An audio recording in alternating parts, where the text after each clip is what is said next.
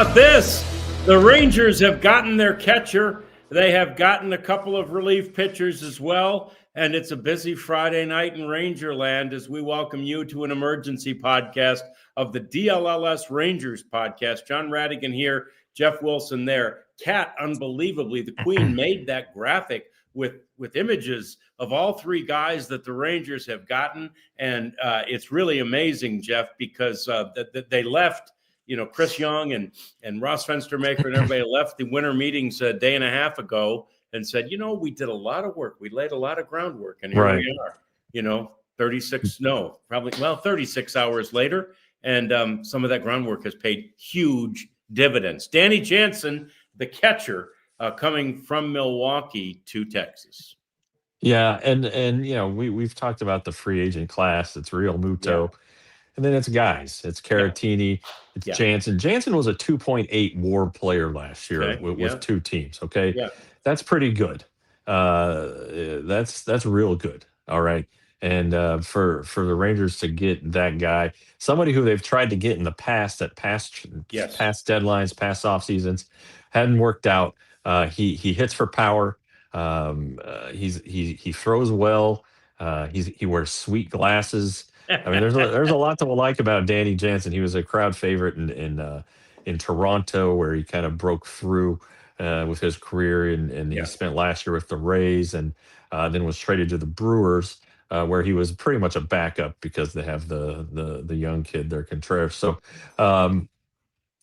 hey, a huge need, the number one need. Yep. We had heard a lot of, and I had anticipated that this would have been done via trade. I think the Rangers kind of identified some young guys. I know they had some interest in Dalton Rushing with the Dodgers. Sure.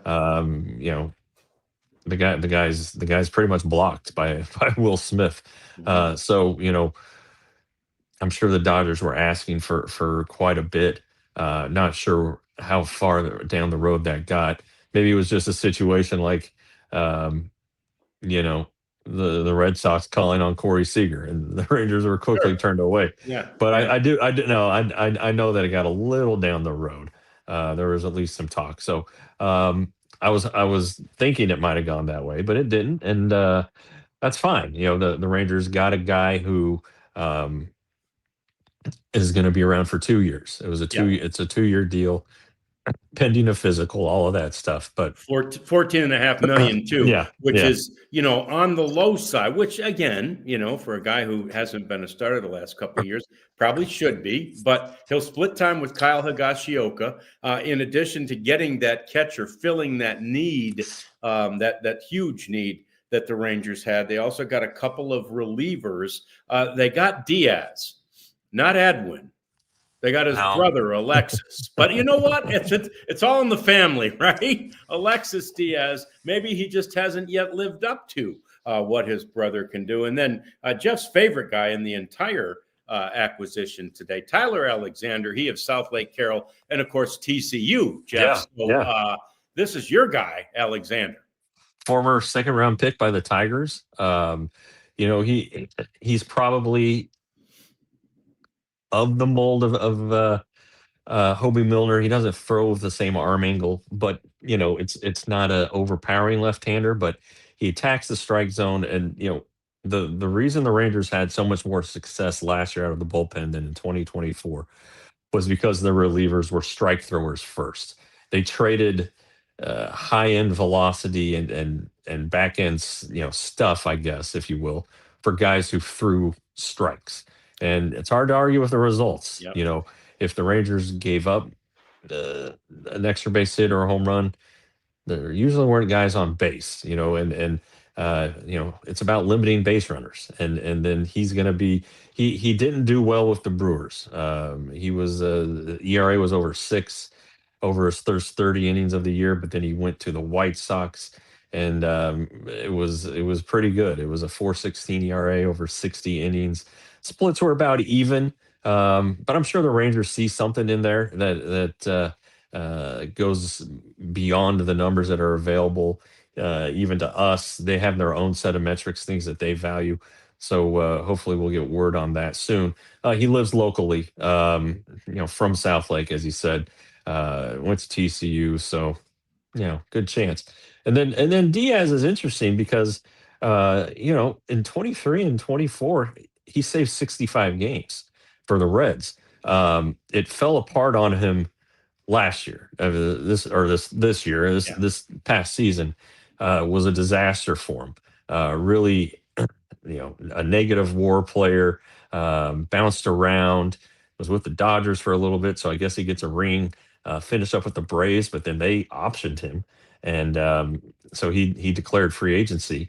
I don't know the money yet on these deals, but it's not gonna be an arm and a leg. But if they can figure out Diaz, get him to where he's striking out hitters again like he did in 23. The walks are always going to be there for him, so they gotta harness that too. But maybe they can you know find something here with him. And yeah, it's in the family, right? And Yeah. if you remember Edwin Diaz as a young pitcher with Right. the Mariners, it was there were some hairy moments for Yes. for those teams. Yeah. And so maybe he's just kind of following the path of his brother and will develop into a pretty steady guy. If so, the Rangers might have an option for the ninth inning. I'm not ready to anoint him the closer based on last season, but I think that they have a chance. There's some real upside here. We are the DLLS Rangers podcast, and this is what we do, right? When news breaks about the Rangers, we come on the podcast and have what we call an emergency podcast and tell you about it. So needless to say, we were all scattered hither and yon as the night was progressing. And as soon as we saw this news, we all convened to our homes and we're able to give you the latest news for the Texas Rangers. We said today normally on the day-to-day basis, we have a 1:00 podcast. And on the 1:00 show today, the DLLS Rangers podcast, Jeff, we said the Rangers pretty much, and the math is fungible, right? It's loose, but pretty much needed 4 relievers. Well, here tonight, and we always said they need a catcher. Here tonight, they've gotten half of the relievers they needed and the catcher. So a pretty productive night. And you've got to feel pretty good about the activity and about the aggressiveness that the Rangers are showing here. Yeah, and we don't know what the money is on the relievers, but it's going to be minimal. Right. And then on Jansen, you can do a lot with a 2-year contract. You can backload it. You can, if the money is light this year, say, hey, can you do it for play this much this year, and then we'll pay you this much next year. I don't know. You can give them a signing bonus. There are things you can do, but I think that the Rangers are still going to have money to play with here. And again, I think 4 is the minimum they could sign. They could sign more for sure. Of course, yeah. But they still want to get a starting pitcher, and I still think they need a right-handed hitting outfielder. So a lot of offseason left. We'll see what happens. But if they're if the sport track number's right, that the Rangers are around 144 million in commitments, including arbitration guys, this might have cost them, I don't know, 10 or 11 million for this season. Yeah. So they've still got some wiggle room. And again, I don't think it's as dire as has been interpreted out there. I'm sure the cheaper the better, right? But I do think 200 to 210 is a realistic number for them. Yeah, and I think this is good news in that regard. In that, I don't know if I said it today because we only have an hour. We can't say everything we want to say, but I've definitely said it over the past couple of days that I think catcher was driving this thing. I think catcher was driving the rest of the offseason as it is, based on how much they were going to have to spend on catcher, and they weren't sure. Chris Young said it. They were, they had a lot of irons in the fire, and they were trying to figure out which way they were going to end up going. And then once they did get, now that they have gotten a relatively inexpensive catcher, Jeff, I think that does free money for that right-handed bat that you're talking about, and for Chris Young's favorite, that starting pitcher, which also really is a need. We talked about that on the show today, too. Even if you put Jacob Latz into the rotation, you're still one shy. Right. And, no, it was like the last offseason last year about this time. Everything I thought, the whole plan hinged on Nathan Eovaldi. Yes. I thought that once that was done, that they were able to quickly react and do things, and they probably it went higher, I think, than they were anticipating and hoping. I think the Kikuchi and Severino deals kind of threw the Eovaldi price range a little higher because he's better than both of those guys, and so they might have had to spend a little extra there. But then they got Webb, Armstrong, and Milner for less than $5 million total. Right. And that happened within Webb was the last day of the winter meetings, and then the other two were both before Christmas. But I do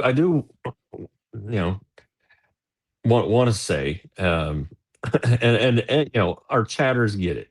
There are people out there who don't, though, that the off season doesn't end at the winter meetings. No. It's okay if you don't win the winter meetings, right? And when these guys walk out saying, we got a lot of stuff done, we know the direction on a lot of things, we feel pretty good about where we are. It's real. They very, very honestly, or very clearly, I guess they got the answers they needed and made the momentum they needed so that they could just very quickly finish things up right after the winter meetings. And that happens with a lot of teams, and historically it happens a lot with the Rangers. So again, you don't have to win the winter meetings.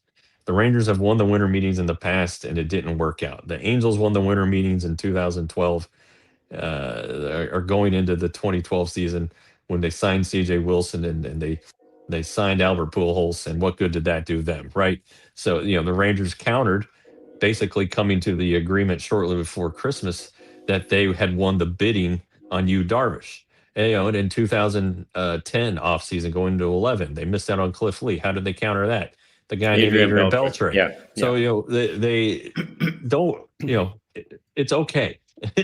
Everything's okay. Now, it does stink that they're not signing Edwin Diaz. It kind of stinks that they are signing Alexi, but that's the world that we live in. If you're a Rangers fan, they A, don't invest in the bullpen, but B, they're crying poor and they're working on with less money. So they're trying to do the best they can. But to get two relievers locked in on major league deals, and then the catcher, it's a pretty big night for these guys. It's a huge night, and I think it just really, it paves the way for the rest of the off season, which is fantastic. It begs the question now. We think of Kyle Higashioka as, and I don't know why. I mean, he really did split time with Jonah last year, but we I guess maybe because of his age, we think of him as more of a backup type catcher. But I think this will be another split, maybe even, Jeff, more of a true split between Jansen and Higashioka, who everybody still regards as a great catcher. Right. I think I looked back, and Jansen, I think his career is 102 or 103 games. That was earlier in his career for the Blue Jays. He caught 93 games last year, made 82 starts. Higashioka was not that high. He had a lot of starts at DH, as the Rangers try to get as many as their best bats in the lineup as possible.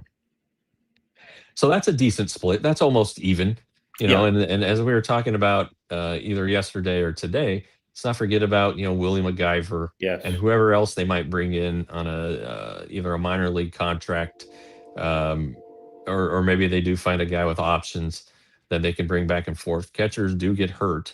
And I think maybe that's part of the concern with Higashioka at the age. He was hurt pretty much from the first month to the end of the season Yeah. last year. And these guys, it was shoulder, it was it was oblique and hamstring, Yeah. I think, were his issues. And he fought through it. Right. And he's a tough guy. He's a pro. Everybody liked him. They liked pitching to him. And and he did hit some home runs. He didn't do much until about June, and then it was pretty good. So what, Jansen hit 14 home runs. If you're gonna get 23 to 25 homers from this group, that's pretty good. And both, it's an upgrade over Jonah Heim. It's just, for sure. So the Rangers have replaced a guy who everybody knows, and some people thought shouldn't have been let go. They've replaced him with a better player. Yes, and basically, I mean, it's a little bit more money. Yeah, no, you're right. The money's not drastically different. Not drastically different. There's an outside chance that Jonah could have gotten more than $6. We were kind of working with $6 million, but we didn't know exactly what his arbitration figure was going to be. So he might have gotten more, and so anyway, they basically do not lose anything on that front. And they add, those two pieces to the bullpen. And I think it's instructive to say, now, I guess it's all got to be considered a little bit different, because all of those guys that were brought in last year came and worked under the tutelage of Mike Maddox this year. And we love Jordan Teagues, and we have great respect and high hopes for him. But, can he, whether it was Mike Maddox or whether it was Boch or whoever it was, man, they got the most out of their money from those guys, those 6 guys that we've talked about that they signed to fill out the bullpen last year. And so now you hope that, the new staff, Skip Schumacher, and of course, Jordan Teagues, can do the same thing out of at least these 2 guys and whoever else they might sign. Sure, and Mike got help, and Dave Bush is still the pitching analyst. The number crunchers and analytics guys are the same, and they identified things that they were able to exploit and build upon. And they also, you'll remember, John, Hobie Milner and Sean Armstrong did not have great seasons in 2024. They were rebound guys. Jacob Webb had been non-tendered by the Orioles. Milner had been non-tendered himself by the Brewers. So these are guys who had something to prove, and hey, there's something to that too. But if the Rangers can find their strength and focus in on it, maybe, it was a change of a different pitch, for I believe it was for maybe it was Milner. I don't recall. Like in the second half of 24, the Rangers identified Luke Jackson's strikeout rate against right-handers and loved it. And when Luke was right, that's where he had his success. It was against the right-handed hitters. So there's going to be something in there, plus the upside. I also remember this. Alexander pitched his tail off against the Rangers. Now, a lot of guys did. But maybe being at home, hey, maybe he just loved it, and maybe that's something else. Who knows? But the Rangers aren't done. Like we said earlier, they still have a couple 3 relievers they can sign. Still a starting pitcher, still a right-handed hitting outfielder who could maybe even play a little first base, or could maybe platoon, be Jock Peterson's platoon guy at DH. Mm-hmm. There are a lot of ways to go with that right-handed bat, and a lot more usage for him than just, when Brandon Nimmo or Evan Carter needs a day off against a left-hander. Yeah, no doubt. And that's, that's all part of the plan. And that plan, look, it was that's what they were talking about when they left the winter meetings, right? That was put into place, and they felt good about the direction they were headed. I promise you. And now, they have their sights set, Jeff, on, which starting pitcher it is that they want. Now, that's not to say they only have their eyes on one, because you might not get that guy. Right. But I promise you, they know who they want to get as a starting pitcher. And I would think even probably that right-handed bat. They know, what at least what the options are out there. That's essentially what these guys have been doing, Jeff, at the GM meetings in Vegas that I was at, and then the winter meetings that you were at there in Orlando. Yeah, these guys just don't hop into a winter meetings or a GM meetings and say, hey, let's see what we got. Okay. They identify guys. They look at every free agent, every trade candidate. They find something they like about these guys. They find the value, what the right price is, what would work. And in Danny Jansen, they found a catcher who they've liked in the past, who's going to catch, half or maybe a little more than half of the games. He's going to hit some home runs. People are going to like him.